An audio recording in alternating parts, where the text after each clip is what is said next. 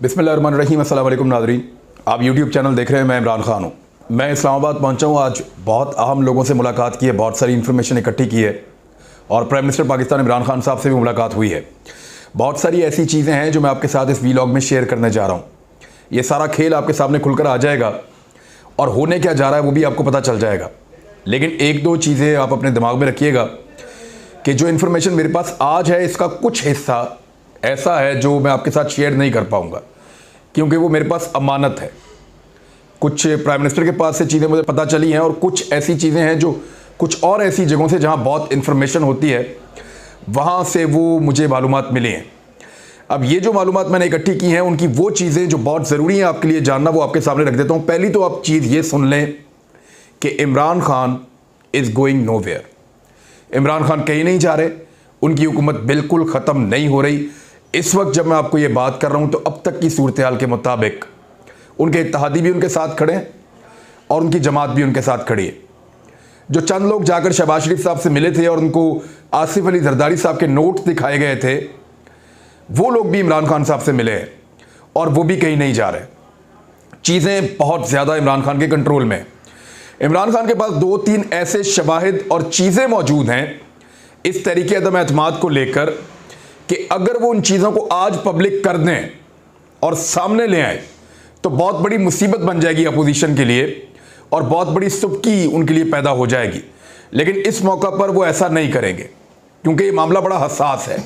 और ये साजिश कैसे हुई है उसके बारे में मैं आपको बताता हूँ। जो मैं आपको पहले दिन से कह रहा हूँ कि ये एक बैरूनी साजिश है, इसके अंदर अमेरिका और उसके इत्तेहादी मुलव्विस हैं और वो किस तरीके से मुख्तदर हलकों तक पैगाम पहुँचा रहे हैं और उन्होंने क्या पैगाम पहुँचाए हैं इसके बारे में भी इंफॉर्मेशन है। लेकिन जो पाकिस्तान का जवाब है वो बड़ा सादा है कि रशिया का दौरा इमरान खान साहब का अकेले का फैसला नहीं था। रशिया का दौरा पाकिस्तान का रियासत का फैसला था, बाकायदा डिस्कशन के साथ हुआ है। यूक्रेन की लड़ाई से उसका कोई ताल्लुक नहीं है, रशिया और अमेरिका के तनाज़े से इस दौरे का कोई ताल्लुक नहीं है। तो इमरान खान को अकेला करने की जो एक ख्वाहिश थी या कोशिश थी अमेरिका की, वो नाकाम कर दी है पाकिस्तान के इदारों ने और पाकिस्तान के मुख्तदर हलकों ने। अब अमेरिका किस तरीके से इस साजिश के पीछे है उसके सबूत मौजूद हैं और वो सबूत आने वाले वक्त में आपको मिल भी जाएंगे और चीज़ें आपके सामने आ जाएंगी, चीज़ें खुलकर सामने आ जाएंगी। इमरान खान साहब के पास एक ऐसी चीज़ भी उनके हाथ लगी है कि वो अपोजिशन को आने वाले वक्त में नाखून चने चबवा देंगे। और अभी मैं वो चीज़ें आपको नहीं बता सकता, लेकिन फ़िलहाल आप सिर्फ इतना समझ लें कि जो सिनेरियो मैं समझ कर आ रहा हूँ इसमें इमरान खान कहीं नहीं जा रहे। उस्मान बुज़दार का मामला स्टिल लटका हुआ है और दूसरा वज़ीर आला अगर लेकर आना है तो उसके लिए इमरान खान साहब को एक कंसेंसस बनाना पड़ेगा।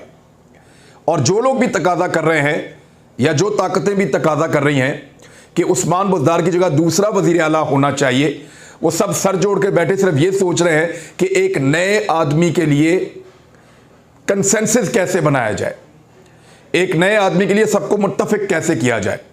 बुज़दार साहब का तो काम चल रहा है, हो सकता है साल और गुजार लें, लेकिन अगर किसी और को बनाते हैं तो कम से कम 4-5 धड़े ऐसे हैं जो अपना वज़ीर आला लाना चाहते हैं।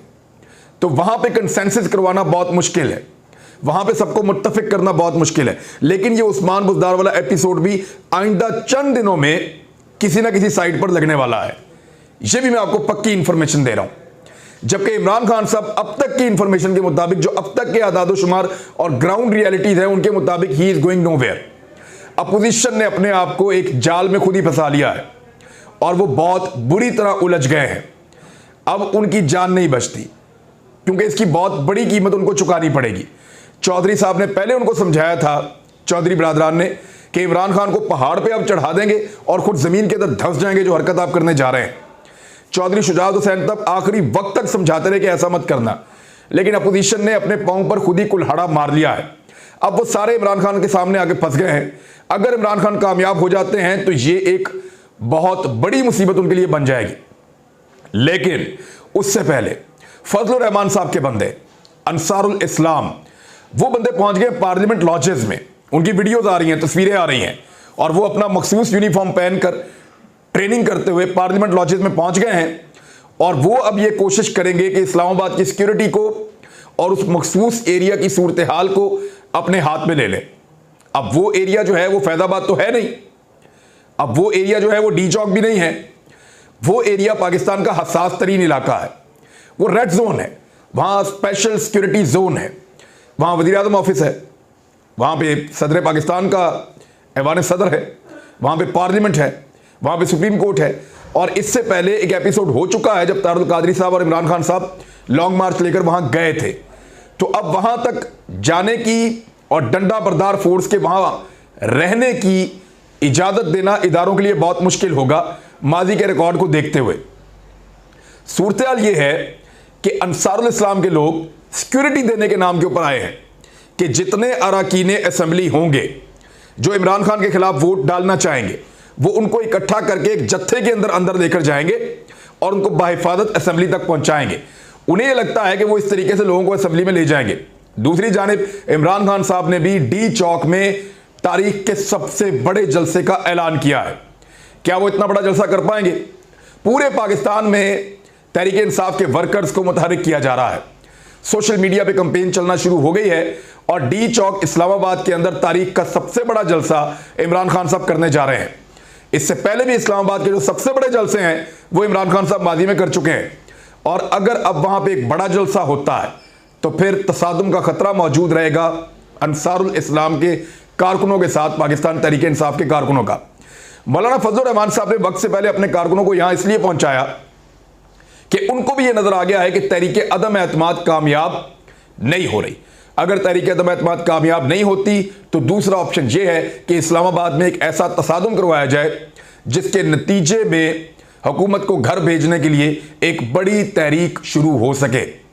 मेरे ख्याल में हुकूमत को हर हाल में तसादुम से बचना चाहिए।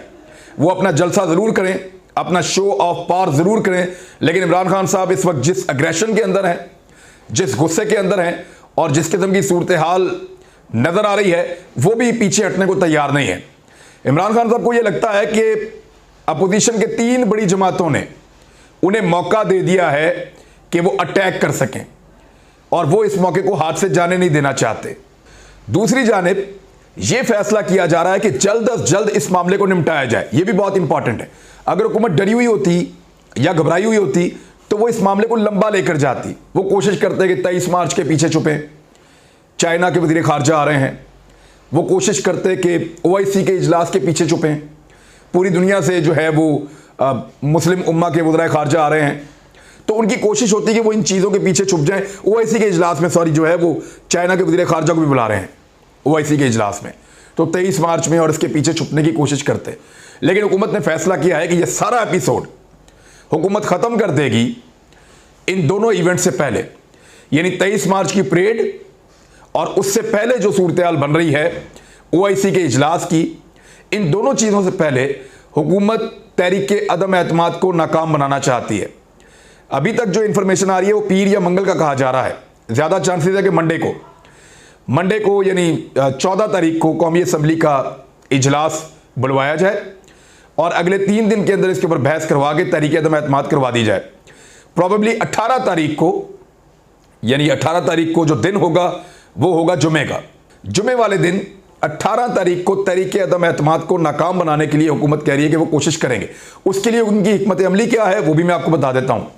हुकूमत ने अपने तमाम अरकान असेंबली को मना कर दिया है कि उनमें से कोई भी कौमी असेंबली में नहीं जाएगा। अब तक की इंफॉर्मेशन के मुताबिक सिर्फ एक MNA उनका कौमी असेंबली में मौजूद होगा कि हुकूमत की नुमाइंदगी वहां पे हो और स्पीकर वहां पे मौजूद होंगे। इसमें वहां पे वोटिंग होगी। जब हुकूमत के सारे बंदे अपने घर पे हैं और हुकूमत के इत्तेहादी भी नहीं गए तो फिर अपोजिशन 172 नंबर पूरे करने में नाकाम रहेगी और अगर अपोजिशन 172 बंदे पूरे नहीं कर पाती तो तहरीक अदम एतमाद वहीं पे फारिग हो जाएगी। उससे पहले इमरान खान साहब अपनी ताकत शो करने के लिए, शो ऑफ पावर के लिए इस्लामाबाद में तारीख का सबसे बड़ा जलसा करने का इरादा रखते हैं और साथ ही साथ वो दीर में भी एक बड़ा जलसा करने जा रहे हैं। उनकी पब्लिक एक्टिविटीज बढ़ती जा रही हैं और उनके बयानात के अंदर मजीद सख्ती आती चली जा रही है। अमेरिका इस सारे गेम के पीछे है, उसका एक सबूत तो मेरे पास भी है, मैं आपको दिखा देता हूं, आपको बता भी देता हूं। बल्कि बहुत सारे अमरीकी सदर हैं वो बार बार रिजीम चेंज की बात करते रहे हैं। डोनाल्ड ट्रंप ने ये बात की, ये बात जो है वो बराक ओबामा ने की, ये बात जो है वो बुश ने की, ये बात रेगन ने की। अमेरिका के जितने भी सदूर आते रहे हैं वो दुनिया के मुख्तलिफ ममालिक में रजीम चेंज करते रहे हैं और वो उसका बरमला इजहार भी करते रहे हैं। बारहा अमरीकी सदरों ने कहा या उनके सदूर ने कहा कि हमने CIA के ज़रिए से फ़लाँ फ़लाँ मुल्कों की हुकूमतें गिरा दी या वहाँ का हमने रजीम चेंज कर दिया है। अब पाकिस्तान के साथ जो उनका फड्डा शुरू हुआ वो एब्सोल्युटली नॉट के बाद शुरू हुआ और पहुँच गया है तहरीक अदम एतमाद तक, और इसके अब सबूत मौजूद हैं। ऐसा नहीं है ये बातें हवा में हैं, अब इसके सबूत मौजूद हैं कि अमेरिका का इसमें क्या दिलचस्पी है और किस तरीके से उसने इन्फ्लुएंस किया है। और ये सबूत इस वक्त पाकिस्तान के पास, मैं किसी आदमी का नाम नहीं ले रहा, पाकिस्तान के पास, रियासत के पास ये मौजूद हैं कि अमेरिका ने पाकिस्तान के अंदर मुदाखलत करने की कोशिश की है। बेनज़ीर भुट्टो साहब की हुकूमत हो, नवाज शरीफ साहब की हुकूमत हो, माजी में पहले भी ये हुकूमतें अमेरिका गिराता रहा है, इवन डिक्टेटर्स के खिलाफ भी कार्रवाइयां करता रहा है। जनरल ज़ियाउल हक साहब की शहादत के पीछे भी कहा जाता है कि अमेरिका का हाथ है मुबैना तौर पे, तो मुख्तलिफ चीज़ें करता है। 5 तरीके ऐसे हैं जिनके ज़रिए से हमेशा अमेरिका दुनिया भर की हुकूमतें गिराता है और इसके ऊपर बाकायदा रिसर्च छपी हुई है। दुनिया के मुख्तलिफ अखबारात में, मुख्तलिफ थिंक टैंक्स ने इसके बारे में लिखा हुआ है कि अमेरिका 5 तरीकों से हुकूमतें गिराता है। नंबर 1, पहला तरीका, वो अपोजिशन की फंडिंग करता है। यानी यही काम उसने 1963 में वियतनाम में किया, ब्राज़ील में किया, ग्वाटेमाला में किया, और इसके दस्तावेजी सबूत मौजूद हैं पूरी दुनिया के अंदर कि वो बहुत सारी जगहों पे उसने ऐसे हुकूमत गिराई कि अपोजिशन को बहुत बड़ी बड़ी फंडिंग की, पाकिस्तान में भी करते रहे, तो वो हुकूमतें गिरा देते हैं। अच्छा, दूसरा तरीका उनका ये है कि सहाफ़ी या सहाफ़ती इदारे जो होते हैं उनको ख़रीद लेता है अमेरिका। न्यूयॉर्क टाइम के एक तज्ज़ियाकार के मुताबिक, रॉबर्ट पेरी, उनके जायजे के मुताबिक यूक्रेन में पेश आने वाले वाक़यात 1951 में ईरान और 1954 में ग्वाटेमाला के हालात को याद दिलाते हैं, जब CIA ने जमहूरी हुकूमतों का तख्ता उलटने में आमिरों की पुष्टपनाही की थी। इटली की हुकूमत गिराने के लिए भी उन्होंने वहाँ के मीडिया को ख़रीदा था और वहाँ के अखबारात को ख़रीद कर प्रोपेगेंडा करवाया था, और बाद में एक साबिक CIA का जो एजेंट था उसने ये राज फाश कर दिया था और उसने कहा था कि जो हमने किया इससे हमने सीखा है कि अखबार ख़रीदने से रिपोर्टर ख़रीदना आसान है। यानी रिपोर्टर को आप ख़रीदना ज़्यादा आसान है, अखबार ख़रीदना ज़्यादा मुश्किल काम है। आज CIA यही करती है और थर्ड वर्ल्ड के ममालिक में अफरा तफरी फैलाने के लिए कुछ सहाफ़ियों को मुंतखब करती है और उनको ख़रीद लेती है। ऐसी बहुत सारी आवाज़ें हैं जो अमेरिका के लिए आवाज़ उठाती हुई आपको सुनाई देती हैं। तीसरा तरीका अमेरिका का हुकूमतें गिराने का यह है कि वो मईशत को तबाह करता है। आप गौर करें, पाकिस्तान में पहले दोनों तरीके उन्होंने लगाए हैं। वो अपोजिशन को फंडिंग भी करते हैं मुबैना तौर पे, वो सहाफ़ियों को या इदारों को भी खरीदते हैं। आप देखें यहाँ पे लोग पिट्ठू बने हुए होते हैं वेस्ट के, बिला वजह, बज़ाहिर आपको कोई वजह नजर नहीं आती, पाकिस्तान के खिलाफ उनको सपोर्ट कर रहे होते हैं। फिर मईशत तबाह करी जाती है उन मुल्कों की जहाँ पे रजीम चेंज करना हो या जहाँ पे हुकूमतों को गिराना हो। जैसे पाकिस्तान को फेट अप में रख लिया, सख्त शराइत लगा दी। 70 की दहाई में चिली के सदर उसको हटाने के लिए अमरीकी दबाव के बावजूद बड़ी सनतों को कौमी तहवील में लेने की पॉलिसी जारी रखी।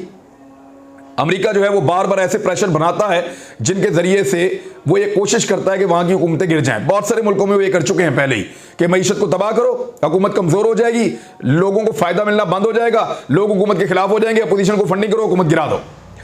चौथा तरीका, लीडरों को कत्ल करवा देते हैं ये, और ऐसी बहुत सारी मकबूल लीडर्स हैं जो कत्ल हुए हैं। CIA ने कांगो के जमहूरी सदर पेट्रस लुमाम्बा को कत्ल करने की कई कोशिशें की हैं। 1961 में वो ऐसा करने में कामयाब हो गए थे। अमरीकी रमज़े क्लार्क के मुताबिक उसने ये इल्ज़ाम आयद किया कि CIA ने वज़ीर आज़म ज़ुल्फ़िकार अली भुट्टो का तख्ता उलट कर ज़ियाउल हक को मुसल्लत करने की साजिश में कलीदी किरदार अदा किया था। और फिर बहुत सारी और चीज़ें भी हैं। यानी ज़ियाउल हक साहब के पीछे भी लोग कहते हैं, लीबिया के अंदर कर्नल कज़ाफ़ी को जिस तरह मारा, जिस तरह सद्दाम हुसैन को मारा, और भी दुनिया में बहुत सारे कत्लों के पीछे मुबैना तौर पे अमरीकी या CIA की साजिश रहती है।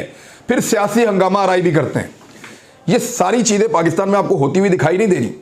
क्या इस वक्त सियासी हंगामा आराई का माहौल नहीं बन रहा? क्या अंसारुल इस्लाम के कारकुन जो है और पाकिस्तान तहरीक इंसाफ के कारकुन आपको आमने सामने आते हुए दिखाई नहीं दे रहे? अगर बाकी पॉलिटिकल पार्टीज भी ये कॉल देती है कि इस्लामाबाद में इकट्ठे हो जाओ, और हुकूमत भी ये देती है, तो एक सियासी तसादुम हो सकता है जिससे बचना इस वक्त बहुत ज़रूरी है। ईरानी फ़ौज में भी इन्होंने बगावत करवाई थी, जिसने 1953 में मोहम्मद मुसद्दिक की हुकूमत का तख्ता उलट दिया था। तो एक लंबी तारीख है। अमेरिका ये करता है, वो ये फिर कर रहा है, रियासत पाकिस्तान के पास इसके सबूत अब मौजूद हैं।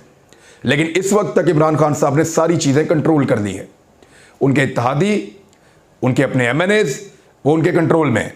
लेकिन उस्मान बुज़दार वाले मामले के अंदर तब्दीली का फैसला हो चुका है, लेकिन उसके लिए सिर्फ एक शर्त है कि वो लोग जो ये तब्दीली चाहते हैं उनको ये जिम्मेदारी उठानी पड़ेगी कि उस्मान बुज़दार की जगह जिसका भी नाम दिया जाए उसके ऊपर तमाम लोगों को मुत्तफिक किया जाए। अब जिनको समझ है वो मेरी बात समझ गए हैं मैं क्या बात कर रहा हूँ। अब तक के लिए इतनी, अपना ख्याल रखिएगा, अपने इस चैनल का भी। अल्लाह हाफ़िज़।